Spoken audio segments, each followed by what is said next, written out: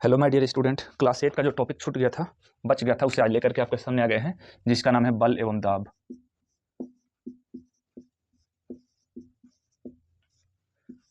बल एवं दाब, ठीक है।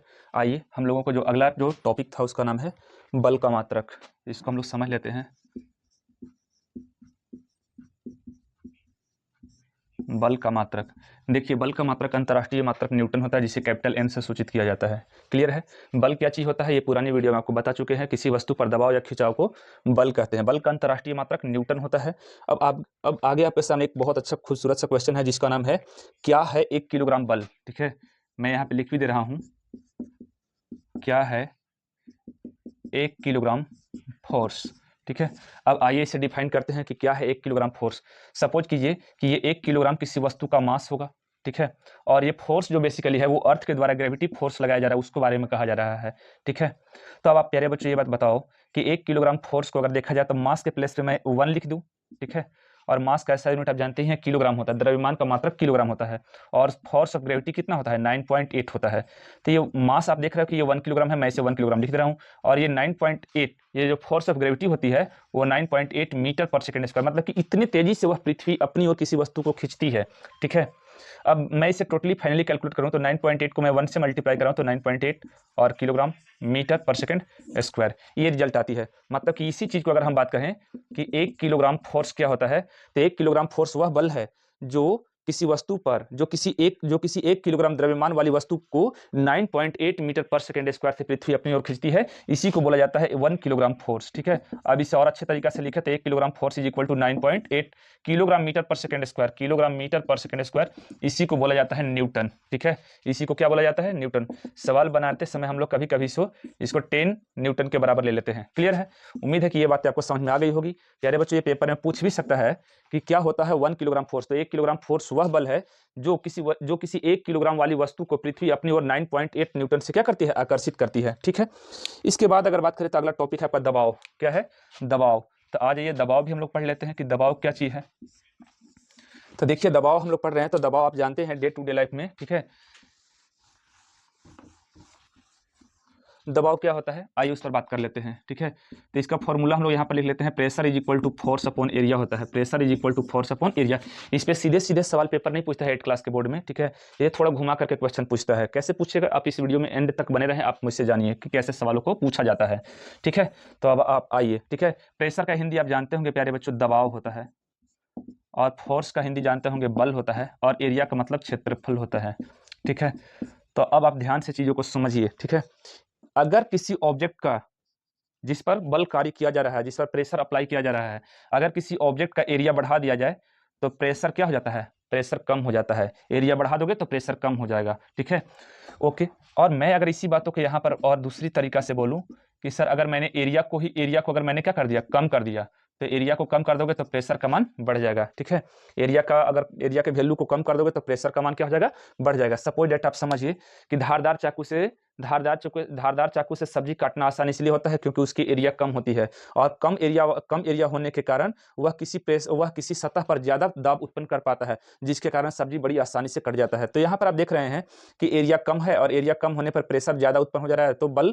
तो यहाँ पर बल का जो वैल्यू हो जा रहा है, वह बल का वैल्यू क्या हो रहा है, एरिया कम होने पर बल का वैल्यू बढ़ जा रहा है, क्योंकि प्रेशर बढ़ जा रहा है। इसका अर्थ एक बात तो और समझ में आता है प्यारे बच्चों कि प्रेशर डायरेक्टली प्रोपोर्शनल होता है किसके, फोर्स के। ठीक है, और प्रेशर इनवर्सली प्रोपोर्शनल होता है किसके, एरिया के। ठीक है, प्रेशर बढ़ेगा तो फोर्स बढ़ जाएगा। प्रेशर को कम करोगे तो एरिया भी क्या, प्रेशर को कम करोगे तो एरिया बढ़ जाएगा। ठीक है, इसका जस्ट उल्टा होता है, क्योंकि प्रेशर और एरिया एक दूसरे के जस्ट उल्टा होता है। तो एरिया को बढ़ाओगे तो प्रेशर कम हो जाएगा, एरिया के कम करोगे तो प्रेशर बढ़ जाएगा। इन दो चीजों को आप भली भांति मतलब समझ गए होंगे। यहाँ पर पेपर में कैसे क्वेश्चन पूछता है मैं उस चीजों पर बात करूंगा आपसे, लेकिन पहले इन दोनों वर्डों का मतलब आप समझ आइए। ठीक है, जैसे मैं अगर आपको से बारे में बात करूं कि आपके स्कूल के बैगों की पट्टियां चौड़ी क्यों होती हैं, क्योंकि चौड़ा होगा, एरिया ज्यादा होगा, तो आपके कंधों पर प्रेशर क्या हो जाएगा, प्रेशर कम होगा तो फोर्स कम होगा, तो आप ज्यादा से ज्यादा वजनदार चीज को भी बड़ी आसानी से ढो सकते हैं। ठीक है, लेकिन वही अगर आपके बात करें कि वही आपके जो बैग के जो रिब्स हैं, ठीक है, रिबन्स हैं, अगर उनकी लंबाई को क्या कर दिया जाए, उनकी थिकनेस को कम कर दिया जाए, माने कि एरिया को कम कर दिया जाए, तो प्रेशर बढ़ जाएगा, प्रेशर बढ़ जाएगा तो फोर्स भी बढ़ जाएगा, तब फिर आप चीज़ों को ढो नहीं सकोगे, ठीक है। और ट्रैक्टर में आप बताइए कि ट्रैक्टर के जो पीछे वाला जो ट्रैक्टर का जो बीच वाला जो पहिया होता है वह ज़्यादा चौड़ा क्यों होता है? क्योंकि सर अगर एरिया ज़्यादा होगा तो प्रेशर कम उत्पन्न करेगा, तो वह बालू वाले जो रेतीले जगह होंगे उसमें उसका उसका जो पैर होगा वो दबेगा नहीं।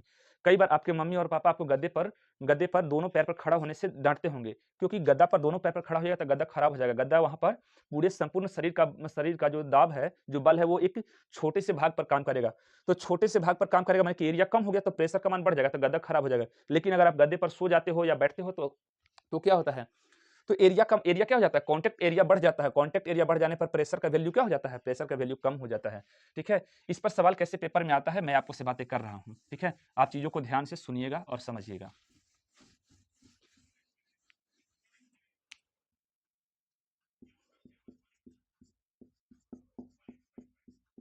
क्या होता है यदि यदि एरिया को 2 गुना कर दे, ठीक है?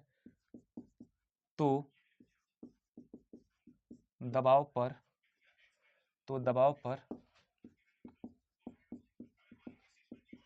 क्या प्रभाव पड़ेगा?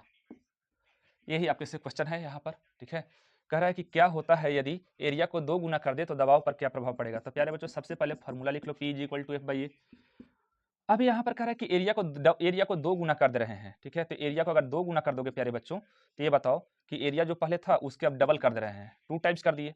तो P = इसको इक्वेशन फर्स्ट ले लो, P = F/A। ए के प्लस पे हम लिखेंगे 2 × ए, क्या चीज़ 2a लिख देंगे, ठीक है। अब देखो F/A यहाँ भी है, तो ये नया प्रेशर हो रहा है, कब का? जब आप एरिया को डबल कर दे रहे हैं तब का, ठीक है। तो प्रेशर = F/A, यहाँ पे F/A यहाँ भी है, यहाँ पे P है, और यहाँ पे 1/2 है, तो 1/2 रहने दीजिए, और F/A के प्लस पे यहाँ से वैल्यू ले आइए P से। तो आप लिख दीजिए यहाँ पर, ये वैल्यू कहाँ से लिए हैं? समीकरण फर्स्ट से। तो आपने देखा कि जैसे ही आपने एरिया को 2 गुना कर दिया, एरिया को 2 गुना बढ़ा दिया, तो प्रेशर क्या हो गया? प्रेशर आधी हो गई। ठीक इसी प्रकार से और भी सवाल प्यारे बच्चों पूछता है, कहेगा कि यदि एरिया को हाफ कर दें, ठीक है, तो एरिया को अगर हाफ कर दें तो बल पर क्या प्रभाव पड़ेगा? तो आप यहाँ पे देख लीजिए। तो एरिया को अगर हाफ कर दोगे, ठीक है, तो P dash is equal to P dash, इसको अभी हम इसी को रखे रहते हैं, तो P dash is equal to F by area को हाफ कर दे रहे हैं, तो एरिया को हाफ करेंगे तो A/2 हो जाएगा। तो P dash is equal to 2 पलट करके ऊपर जाएगा और F/A हो जाएगा, ठीक है। और F/A के प्लस पे आप देख लीजिए यहाँ पे, तो 2 × P हो जाएगा। तो जैसे ही आप एरिया को कम कर दिए, वैसे ही प्रेशर 2 गुना से क्या हो गया? बढ़ गया। इस टाइप से ढेरों सारे क्वेश्चन बातों को बना के प्यारे बच्चों एग्जाम में पूछे जाते हैं। तो आप इन क्वेश्चन को इग्नोर नहीं करना है, इन क्वेश्चन पे क्रैक करना है, ठीक है। और बहुत सारे ऐसे क्वेश्चन पूछे जाएंगे आपको इस एग्जाम में कि क्या होगा यदि भोथड़े चाकू से सब्जी को काटा जाए? तो यार भोथड़े चाकू से जब सब्जी को काटेंगे तो भोथड़े चाकू के एरिया क्या होता है? भोथड़े चाकू का एरिया ज़्यादा होता है, कॉन्टैक्ट एरिया ज़्यादा होता है, तो वह प्रेशर क्या करेगा? प्रेशर कम उत्पन्न करेगा। प्रेशर कम उत्पन्न होगा तो फोर्स भी कम उत्पन्न होगा, ठीक है। तो सब्जी जल्दी-जल्दी नहीं कटेगी। क्लियर है? इस टॉपिक में उम्मीद है कि आप सारी बातें समझ में आ गया होगा, ठीक है। अब हम बढ़ते हैं आगे थोड़ा।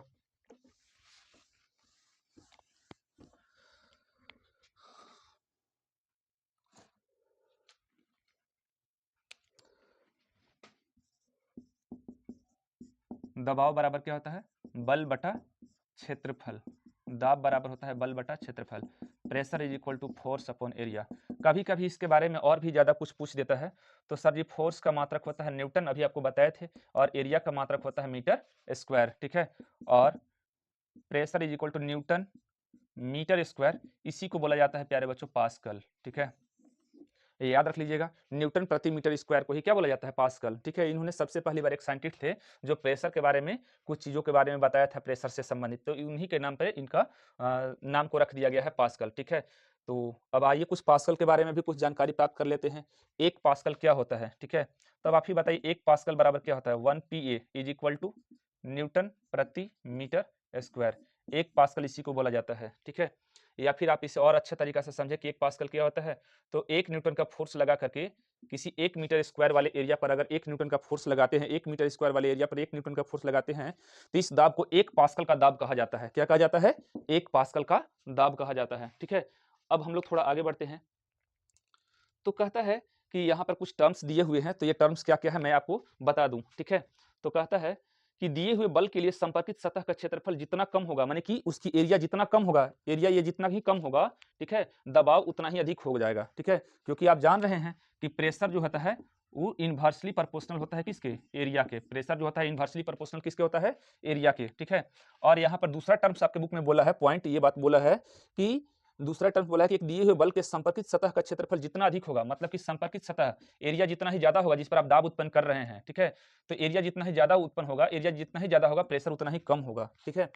यही बात यहाँ पर बोल रहा है कि जितना ही अधिक होगा दबाव उतना ही कम होगा। संपर्कित सतह का क्षेत्रफल नियत हो, माने कि अगर संपर्कित सतह का क्षेत्रफल नियत हो तो फिर क्या होगा, ना इसके क्षेत्रफल को बढ़ा रहे हैं ना इसके क्षेत्रफल को, मैं एरिया को घटा रहा हूं, तो जो प्रेशर यहाँ लगा रहे हैं वही फोर्स यहाँ भी लगेगा, ठीक है। यही बात यहाँ पर बोला है, संपर्कित सतह के क्षेत्रफल नियत होने पर बल को बढ़ाने से दबाव बढ़ता है तथा बल को घटाने से दबाव घट जाता है, ठीक है। उम्मीद है कि ये बात भी समझ में आ गया होगा।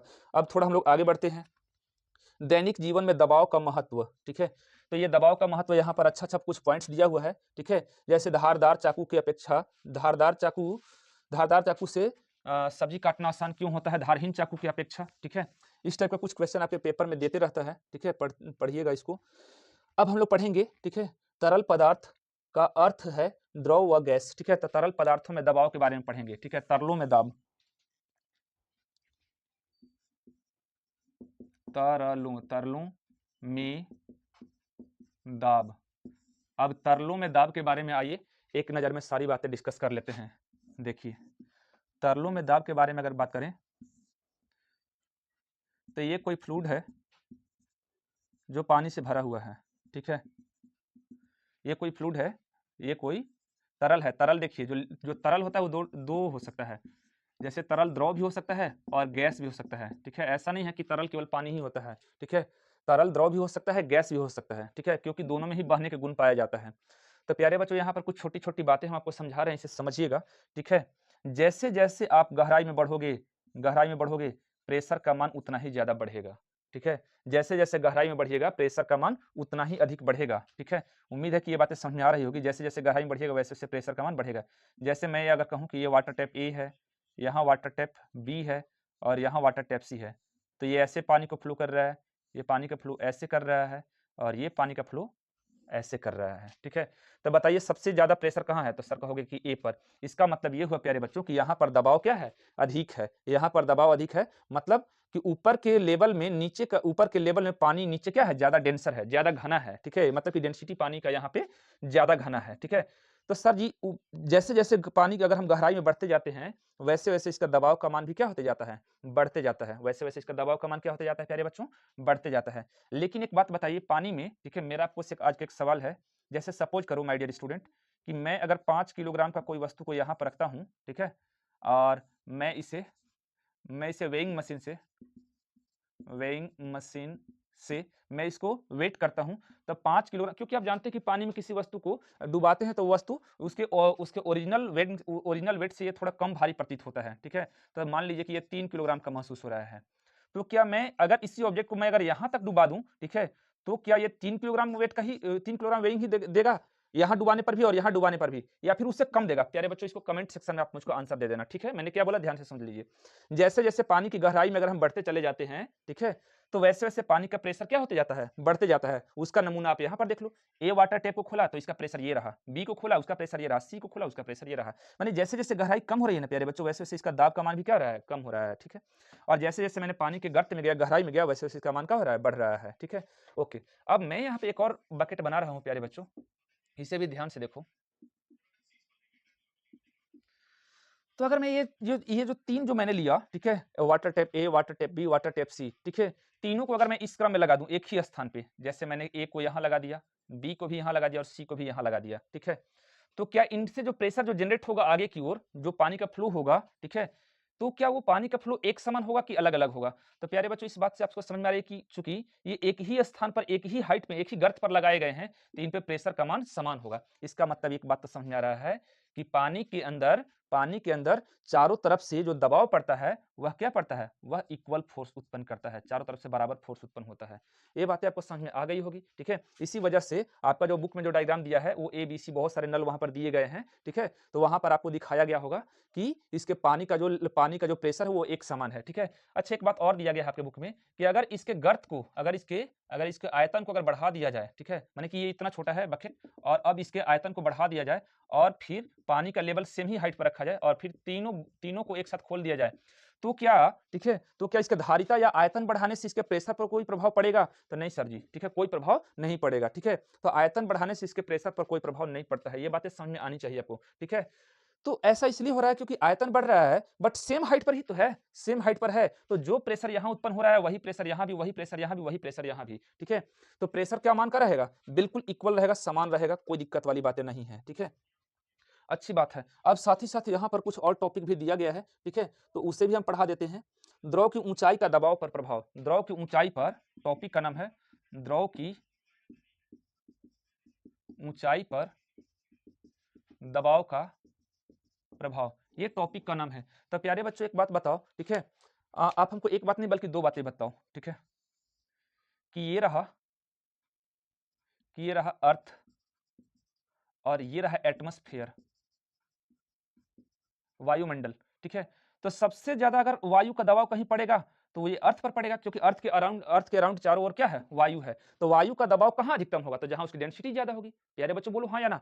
उसकी डेंसिटी जहां पर, वायु की घनत्व जहां पर ज्यादा होगा वहीं पर उसका दबाव उत्पन्न होगा। अब मैंने कहा आपको से कि अगर मैं यहाँ से धीरे धीरे ऊपर चलते जाऊंगा तो एटमॉस्फेयर जो वायुमंडल है वो धीरे धीरे कम होते जाएगा, ठीक है। वायुमंडल धीरे धीरे कम होते जाएगा तो ऊपर जाने पर जैसे पहाड़ी इलाकों में, ठीक है, पहाड़ी इलाकों में या फिर वहां पर जाइएगा तो वायु का दबाव वहां पर कम पड़ता है, ठीक है। तो उसको एटमॉस्फेरिक प्रेशर वहां पर कम हो जाता है। तो प्यारे बच्चे एक बात बताओ, एटमॉस्फेरिक प्रेशर अर्थ पर सबसे ज्यादा होगा, कहां सबसे ज्यादा होगा, अर्थ पर ज्यादा होगा, ठीक है। क्लियर है, न कि वायुमंडल में, न कि एटमॉस्फेयर के बाहर। एटमॉस्फेयर के बाहर वायु का दबाव कम होते जाएगा, जैसे जैसे आप ऊपर बढ़ते जाइएगा वायु का दबाव क्या होते जाएगा, कम होते जाएगा, ठीक है। और जैसे जैसे नीचे बढ़ते जाइएगा उसका दबाव बढ़ते जाएगा, यहां तक कि अगर आप समुद्र के नीचे गर्त में चले जाइएगा तो वहां पर वायु का दबाव और महत्तम होगा। प्यारे बच्चों याद रख लेना, पेपर में अगर घुमाया क्वेश्चन है तो दिमाग घूम जाएगी, ठीक है। वायु का दबाव अर्थ पर अधिकतम होगा, लेकिन महत्तम सबसे अधिकतम कहां होगा, सबसे अधिकतम होगा समुद्र के अंदर गर्त में, ठीक है। क्योंकि वायु का दबाव तो है ही, साथ साथ पानी का भी दबाव वहां पर अंदर में है, ठीक है। तो समुद्र तल पर वायुमंडल का दबाव सबसे महत्तम होता है और सबसे कम कहां होता है, तो सबसे कम एटमॉस्फेयर के बाहर होता है, ठीक है। अब इसके बाद है प्यारे बच्चों वायुमंडलीय दबाव, ठीक है। तो वायु द्वारा किसी सतह पर लगाए गए दाब को वायुमंडलीय दबाव कहते हैं। वायु द्वारा किसी सतह पर लगाए गए दाब को वायुमंडलीय दबाव कहते हैं, ठीक है। अब प्यारे बच्चों एक बात बताओ, क्या वायुमंडल हम पर दबाव नहीं लगा रही है, तो चारों तरफ से दबाव लगा रही है। जैसे कि अगर एक चीज को कहीं पानी में लटकाते हैं तो उस पर चारों तरफ से दबाव पड़ता है, चारों तरफ से दबाव पड़ता है, ठीक है। तो फिर क्या हो रहा है, कुछ भी नहीं हो रहा है, ठीक है, चारों तरफ से दबाव पड़ रहा है। लेकिन इस दबाव को अगर आपको महसूस करना है तो बहुत ही खतरनाक तरीका से महसूस कर सकते हैं, ठीक है। जैसे कभी कभार पृथ्वी पर अचानक वायु जब गर्म होकर के ऊपर उठ जाती है तो वायु उसके चारों तरफ से क्या करती है, दौड़ पड़ती है उस खाली स्थान को भरने के लिए। तो देखते हैं कितना बड़ा बवंडर उठता है, चक्रवात गर्मियों के दिनों में बहुत ज्यादा आपको देखने को मिलता होगा। साथ ही साथ आप इसे और एक एक्टिविटी द्वारा कर सकते हैं कि आप एक चप्पू लीजिए और चप्पू को ला करके आप बोर्ड पर ऐसे चिपका दीजिए। चप्पू के अंदर का हवा निकल गया और चप्पू अब अंदर से खाली हो गया। तो वायुमंडलीय दबाव क्या होगा कि वह एक भार एक्सर्ट करेगा इस पर, ठीक है, दबाव डालेगा, ठीक है। दबाव डालने के कारण जब इसको चप्पू को आप बाहर की ओर खींचोगे तो वह जल्दी खींचाएगा नहीं। इसका क्या मतलब हुआ कि जैसे ही किसी सतह पर अगर वायुमंडल में है वो सतह और उस सतह पर वायु वहां पर नहीं है तो चारों तरफ से वायु वहां पर दबाव डालेगी उस अंदर की खाली जगह को फिलअप करने के लिए, ठीक है। तो यही वायुमंडलीय दबाव है। मैं इसे और अच्छे तरीके से एक्सप्लेन कर सकता हूं, आपके बुक में वो चीज दिया हुआ है डायग्राम, प्यारे बच्चों आप इस डायग्राम को देख सकते हो, ठीक है।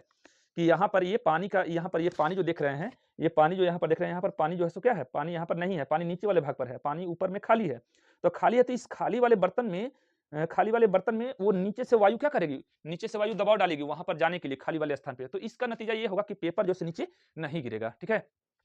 एक बार एक साइंटिस्ट आए थे जिनका नाम था ऑटो वैन गेरिक ने क्या किए, ठीक है, कि एक बकेट को लिए, एक बहुत बड़े बर्तन को लिए और एक तरफ से इस बर्तन दूसरी तरफ से इस बर्तन और दोनों बर्तन को एक तरफ ऐसे कर लिए और वैक्यूम पंप की मदद से इन बर्तनों में से क्या किए कि वे हवा को क्या कर दिए, बाहर निकाल दिए। जब ये इन हवाओं को बाहर निकाले प्यारे बच्चों तो उन्होंने इस फोर्स को अनुमान नहीं लगाया था कि इतना तेज फोर्स अप्लाई होगा वायुमंडल द्वारा, फिर 7 घोड़े इस तरफ से और 7 घोड़े इस तरफ से खिंचवाए, और खिंचवाने के बावजूद भी आप समझ सकते हैं कि इनको अलग-अलग हिस्सों में बाँट नहीं पाई। ये फोर्स इतना तगड़ा हुआ, ठीक है, इतना स्ट्रॉन्ग हुआ फोर्स, ठीक है, कि 7-7 घोड़े को लेकर के भी आप इसे अलग नहीं कर पाए। तो यहाँ पर इस फोर्स के लिए, ठीक है, इस फोर्स के लिए जो नाम दिया गया, वो शायद हॉर्स पावर दिया गया। क्या नाम दिया गया प्यारे बच्चों? हॉर्स पावर नाम दिया गया, ठीक है, कि हॉर्स पावर क्या होता है? तो वही हॉर्स पावर है प्यारे बच्चों कि यदि 2 मेटालिक बकेट को लेकर के आपस में जॉइंट कर दिया जाए और इसके अंदर से वैक्यूम पंप की मदद से सारे हवाओं को बाहर निकाल दिया जाए और 7-7 घोड़ों की मदद से जब इन्हें खींचा जाए, इनको अलग करने के लिए, ठीक है, तो भी अगर ये अलग नहीं हो पा रहे हैं, ठीक है, तो इसी चीज़ के बारे में यहाँ पर बुक में बोला है कि उसे हॉर्स पावर बोला जाता है, ठीक है, हॉर्स पावर बोला जाता है। ठीक है my dear student, have a nice day to all of you. ये टॉपिक आपका समाप्त हो जाता है।